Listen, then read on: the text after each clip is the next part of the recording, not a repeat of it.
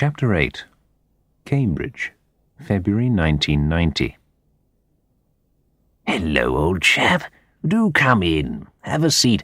How about a glass of sherry? Or would you prefer something stronger? Dry or sweet? Dry, fine. Me too. Nothing like a glass of old Fino, is there? Good for the soul, I always say. My goodness, though. Long time no see, isn't it?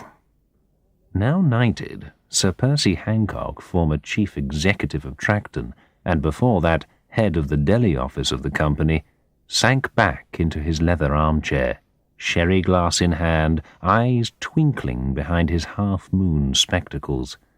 Dick guessed that what he meant by long time no see was, "What the hell have you come to see me about after all these years? I smell a rat. What are you trying to get out of me?" Sir Percy was well known for his charm. He was the son of a baronet, had been educated at Eton and Trinity College, Cambridge, had a distinguished record with the Guards during the Second World War, for which he had been awarded a DSO, had married the daughter of a banker, done very well for himself with Tracton, and was now a widower, enjoying his sunset years alone in Cambridge. The last thing he wanted was trouble. And, despite his sophisticated, kindly, charming manner, he had a reputation for acting ruthlessly if the occasion demanded it. But everyone said he also had the memory of an elephant. That was the key issue for Dick.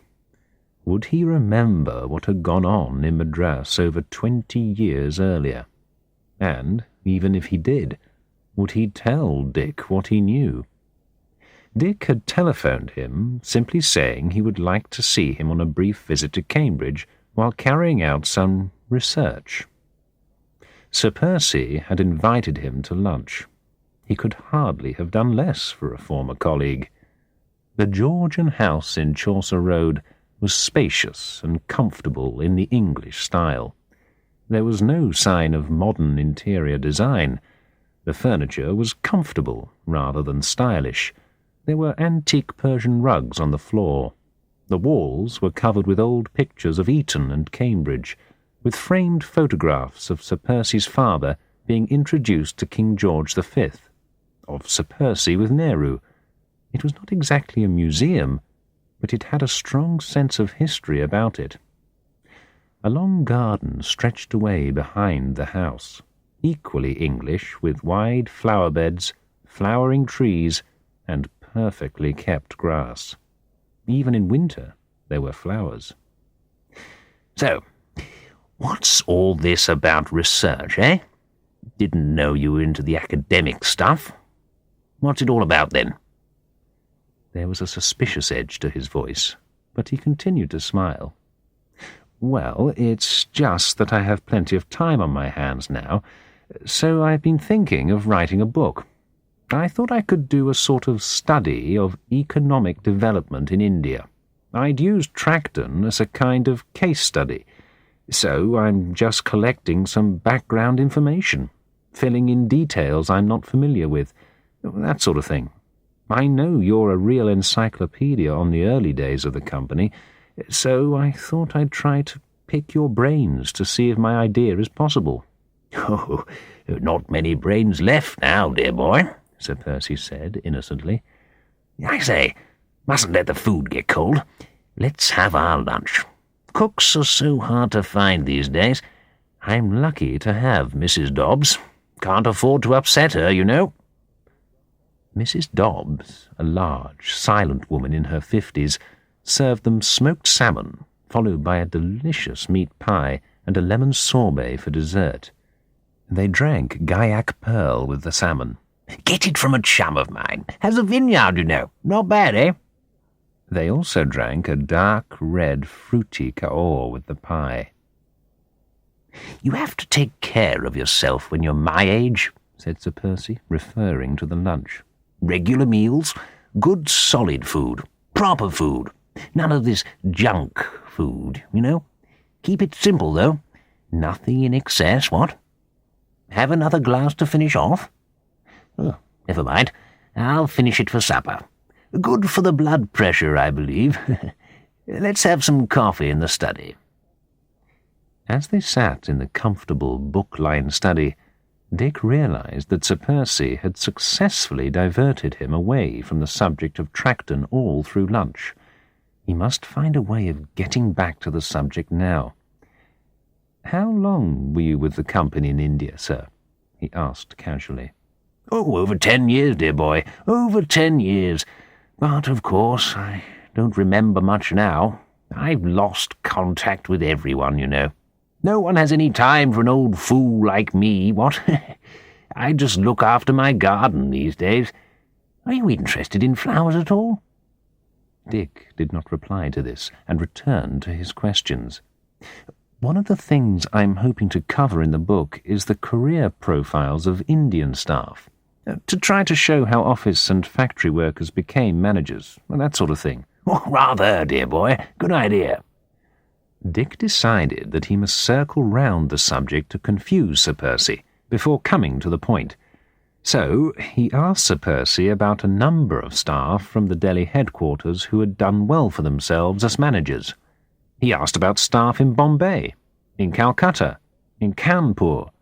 Sir Percy talked on and on about what he remembered of them, much of it surprisingly frank and honest. It certainly showed that his memory was as sharp as ever. Dick swallowed hard and attacked.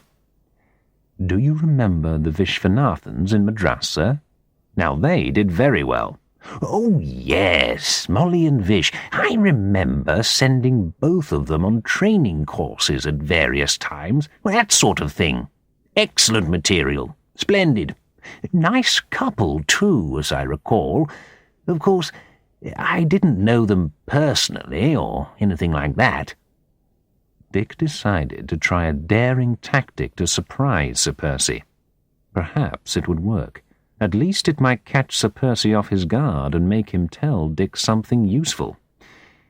"I wonder if you know what happened to Molly Vishwanathan's child, the one she had in Britain during her year off?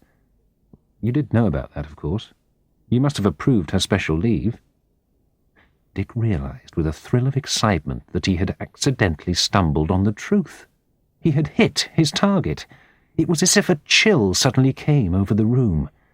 Sir Percy had been taken off his guard, and for a split second only he lost his easy, self-assured manner. But almost at once he recovered it. When he replied, his voice was as silky and relaxed as ever.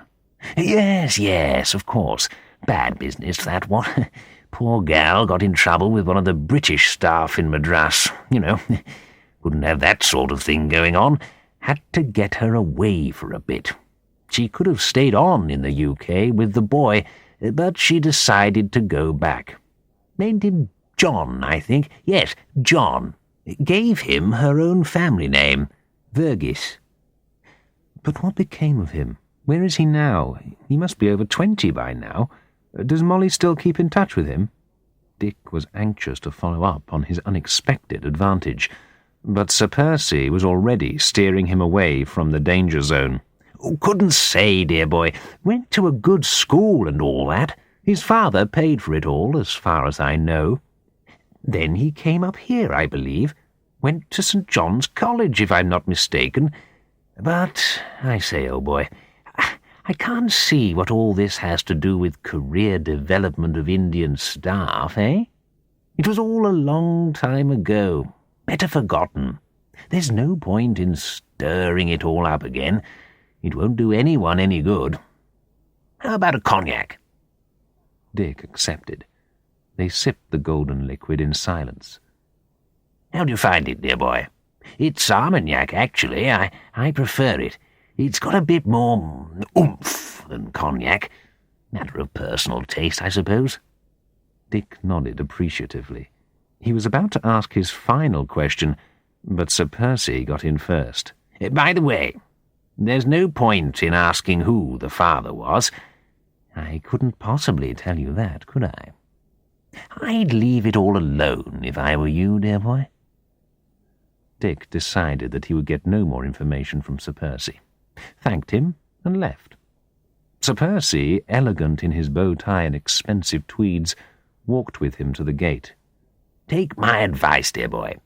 By all means write your book, if that's your intention, but forget about all this Molly business.